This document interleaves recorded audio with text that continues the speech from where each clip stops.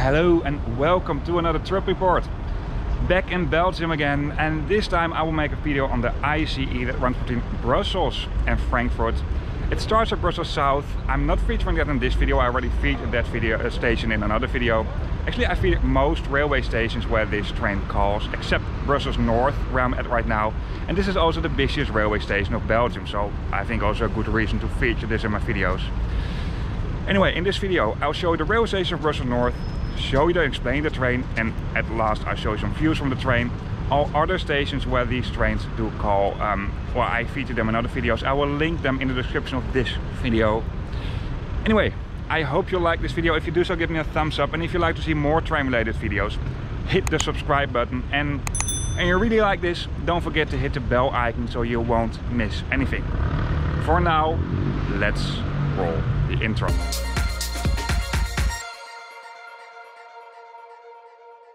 Brussels-Nord is not just the busiest railway station of Brussels, but it's also the busiest railway station of Belgium.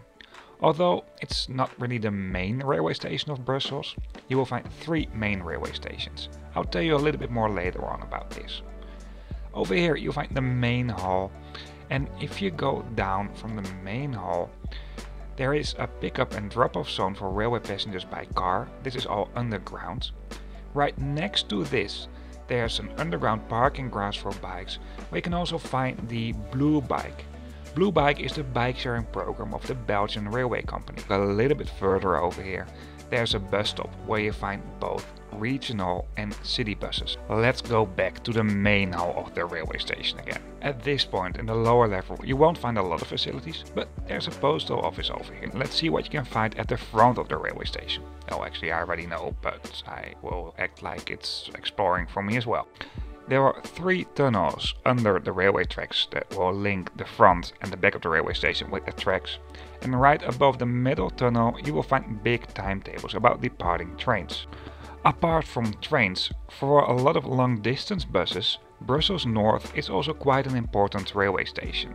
Close to this point you will find a lot of long distance bus companies, and for a lot of these bus companies this is also an important hub. A little bit more to the front you will find the entrance to the metro, and over here, well, this is a kind of the more modern part, there are also some governmental institutes located. At the front there's a pick-up and drop-off zone for passengers by car, another one, and a taxi stand.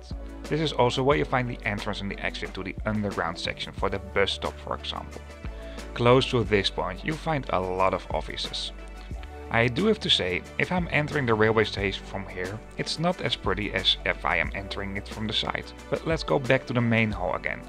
Brussels is a bilingual city, Dutch and French, mainly French, but because of this reason everything in directions is of course in Dutch, but also in French. At the main hall you'll find the booking office, and there are several vending machines for tickets as well. Throughout the station there are lots of screens that will host route information about departing trains. At the side there are some fast food places, and if you walk through the McDonald's you will get in the main hall again. Let's go to our train, and let's do this via the middle tunnel. Right above this middle tunnel there's a big screen that will host information about departing trains. As I mentioned before, there are three tunnels that will link the platforms with the front and the back of the railway station. Elevators are not located within the central tunnel. Over here you will find some more shops, and of course there are escalators and stairs to the platform. For now let's go to the platform where our train leaves from today. But before I will show you the platform, there's something you need to know about the railway stations in Brussels, because it's easy to mistake, especially if you have to change trains here and you're not very known within Brussels. This is a Belgian railway map. Let's zoom into the section of Brussels. As you can see over here, you'll find three railway stations in a row, and these are the three main railway stations of Brussels. There are some smaller railway stations in between, but those smaller railway stations are actually only being used during working days. The main railway stations of Brussels are Brussels South, Brussels Central and Brussels-Nord. Even though Central would suggest that this is the most important railway station, Central is actually only the railway station that's closest to the city center. The most important one is Brussels South. For example, the Thalys high-speed trains that partially will run on the same route as the train that I will take today until Cologne do not stop at Brussels-Nord. At Brussels-Nord you will find the ICE high-speed trains, the intercities to the Netherlands and Luxembourg, and the night jet sleeper train. At Brussels Central railway station you will only find the intercities to the Netherlands and Luxembourg, and at Brussels South you will find all international trains, TGV, Thalys, Eurostar, and that is also where this ICE started. I do have a video where I'll be featuring that railway station as well, by the way. For all these railway stations, the names are literally translated between Dutch and French. However, for Brussels South, the French name is Brussels Midi. That's not exactly the same as Brussels South. I used to work for an international tour operator that was selling train tickets all over the world. And for quite some people, the mixed name of Brussels Midi and Brussels South and Brussels Zuid was quite confusing. But Brussels Midi is the same as Brussels South. Anyway, in this video we're focusing on Brussels North railway station. And for now it's really time to go to the platform. The platforms are not that stunning. Well, this railway station in general is not that stunning, but it's a really functional railway station. There are some places where you can wait inside. And at several spots at the platform you find these old-fashioned timetables. At some spots you also find digital departure screens. So this is always more up to date, of course. There's not a fixed composition screen, but there's something like a composition screen for the ICE trains, as you can see over here. And you find these departure screens that will host information about the upcoming departure. And this is my train for today. This is an ICE Type 3M and it's being operated by the railway company ICE International, what is a joint venture of both the German and the Dutch state-owned railway company.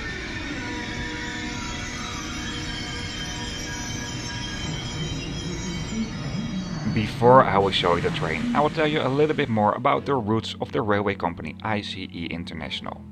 They do operate trains on 3 different routes: Amsterdam-Frankfurt, Brussels-Frankfurt and Amsterdam-Basel. There's one ICE International between Amsterdam and Basel in both directions. Between Amsterdam and Basel you also find another sleeper train that's direct. And the trains between Amsterdam and Frankfurt and Brussels and Frankfurt run approximately every 2 hours.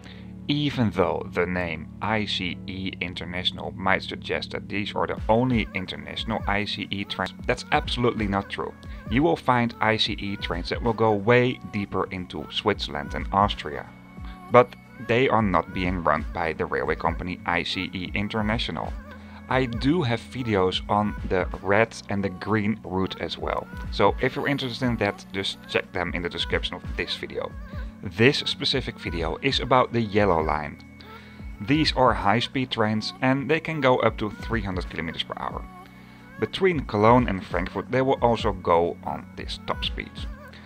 Between Brussels-Nord and Liège and Aachen there are also some high-speed tracks, and there this train will go maximum 250 km per hour. Right after the railway station of Leuven, where this train doesn't call by the way, the train will go on the Belgian high-speed track that will go into direction Germany. On the German section between Aachen and Cologne there are no dedicated high-speed tracks, but you will find some upgraded railway tracks where this train can go a little over 200 km per hour. In terms of travel time, the train is a little bit faster than the plane, at least when you count everything together. In the most efficient way, the plane will be 10 minutes faster than the train, but then everything should go really smooth, including check-in, etc. with no luggage by the way. In the train, you can just go in one go from city center to city center, and trains are also one of the most environmental friendly ways of transportation. For this route by train, you will have 96.7% less carbon dioxide compared to taking the plane. For me it's a no-brainer, both in comfort, speed and especially in terms of environmental resources, the train is the winner. At the outside, right next to the doors, you will find basic screens that will host route information, so train number, destination, stations where this train call and the carriage number. Some icons can be found here as well that will host basic information about what facilities can be found where. And of course you'll find the class numbers. In the first class there are some extra yellow signs that will indicate where you'll find the first class, just to make it extra visible from the outside. For now, let's enter these trains and let's have a look at the interior. The second class comes in a 2x2 configuration, so 2 seats on both sides of the aisle. Small screens will host basic route information and the carriage number near the entrance doors, and at the very front and the back of the train there's the so-called lounge. Over here you can have a look with the driver, but the driver can also blind the glass. And I had this pretty often recently, by the way. Within this section of the train you won't find overhead luggage racks, but there's some extra space for luggage behind the last row. At one part of the train this is a second class section, and at the other end it's the first class. I'll show you the first class later. Above the entrance doors at the total front and the back of the train, so where you can have a look at the driver, but also within the smaller compartments I'll show you in a bit, there's a small light switch you can use to put on or off the main light. The rest of the second class comes mainly in open compartments. Of course you can store luggage in the overhead luggage racks, but you also find these special luggage racks between the compartments. You find special areas. This is for example a quiet zone. Right under the luggage racks a digital display will indicate from where to where seats have been reserved, and you also find the seat numbers over here. It's not obligated to reserve a seat. However, if you're traveling with the use of a promotional ticket, in general these are called Spa-prijs or Spa-schiene, you're obligated to take that specific train. You can't take other trains. If you pay the full fare, you can just take any train. Between the carriages you find toilets and bigger garbage cans, well, the screens I mentioned earlier on, and these maps of railway lines in Germany and partially in neighboring countries. I will show you the toilets in a bit, by the way. Very basic route information will be displayed at the end of these open compartments where you find some LED screens. For passengers traveling in a wheelchair or with mobility problems, there's a special area where you can park a wheelchair. And very close to this you also find the special toddler compartment for people traveling with very young children. It doesn't come as a surprise that the toilet that is both wheelchair accessible and can be turned into a nursery space for babies is right next to this. There is only one of these toilets within these trains, and they're also multifunctional of course. You can turn them into a nursery space for babies by putting this handle down, and here you go. And of course there are lots of smaller toilets within these trains. This is how the smaller toilets look like. They're pretty fine. There's a small garbage can, a washing sink, and well, the toilet seat of course.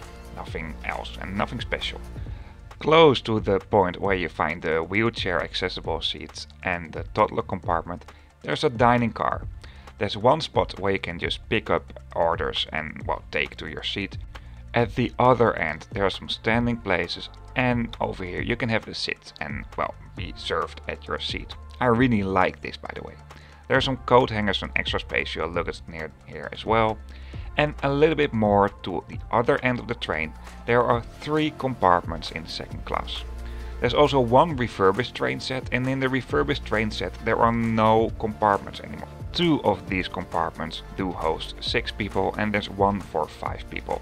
This is how they look from the inside. Pretty fine. There's some luggage racks above the seats. There's a bigger table in the middle.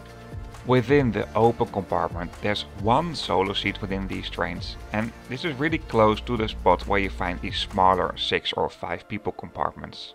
Most second class seats do come in an airline style or long distance bus composition. There's a footrest in the seat in front of you, a magazine rack. Between the seats in front of you there's a small garbage can, and there's a tray table you can fold out in the seat in front of you. Within the luggage rack you will find a reading light. Between the seats there's a power plug, and there's also an onboard entertainment system, but will use a 3.5mm plug-in. When they introduced these trains this was quite modern. All seats can be reclined and the armrests can be put up and down. At all windows there's a sunscreen. Within the second class there are also seats that do face each other. In that case you find a bigger table between the seats. The same thing counts for first class, by the way. The first class comes in a 2x1 configuration, so 2 seats on one side of the aisle and 1 seat at the other side of the aisle. Just like in second class at the very end or beginning of the train, there's this so-called lounge where you should be able to have a look with the driver, but the driver can also blind the glass, and that was the case over here. Within the first class there are 3 compartments, 2 for 6 people and 1 for 4. There's a bigger table in the middle, just like in the second class. You can fold out, and this doesn't provide the aisle seats. This is the interior of the compartment for 4 people. Just like in the other compartments in second class, there are luggage racks above the seats. And right above the entrance door there's a switch for the main lights of the compartments. But most seats in first class do come in an open compartment, as you can see over here. Let's do a seat tour. Within the first class all seats do have an individual power plug, and just like in the second class there's also an onboard entertainment system. Footrest, garbage can, magazine rack can all be found at the same spot as in the second class, and of course there's also a sunscreen over here. Reading lights are integrated within the luggage racks, and just like in the second class, this is also where you find information about the reservation. For the rest you find basically everything you find in second class, but the seats are more spacious and comfortable. And the service level is basically the same as in the second class, although you will get free newspapers in first class, and probably you also get a small snack, probably a very small cookie or chocolate. Well, I think you know how these trains look like from the inside. At last, free Wi-Fi is available throughout the train. It will not just give you an internet connection, but it will also link your device to an onboard entertainment system. If you're using a VPN, you cannot use the onboard entertainment system though. But you can still go online if you're using a VPN. Well, I think you know how these trains look like. And if you have any questions, just let me know in the comments. Within the routes of ICE International, there is one train set that has been refurbished. The interior of the train I just showed you has not been refurbished. And well, they can use an upgrade, but there's one train set that has been refurbished and there are some technical issues, so this is why you will mainly see the specific train types I just showed you. However, there's one train set that is different from the others, and you might also find that train set on this route. If you want to know more about that specific train, just check out the video I've made on the route from Basel in Switzerland to Amsterdam in the Netherlands. Before I will show you some views from the train. If you're interested in other trip reports I did, of course you can find them on this channel.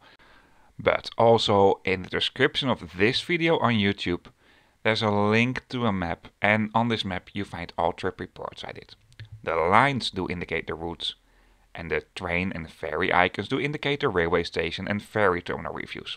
There will be more trip reports soon because I'm making more new videos. So if you don't want to miss anything, hit the subscribe button. And if you really don't want to miss anything, don't forget to hit the bell icon so you get a notification if I'm uploading a new video. For now, I'll show you some views from the train from Brussels to Frankfurt. If you want to know more about Frankfurt main station or other railway stations where this train does call, or other Belgian trains, just check out the links in the description of this video.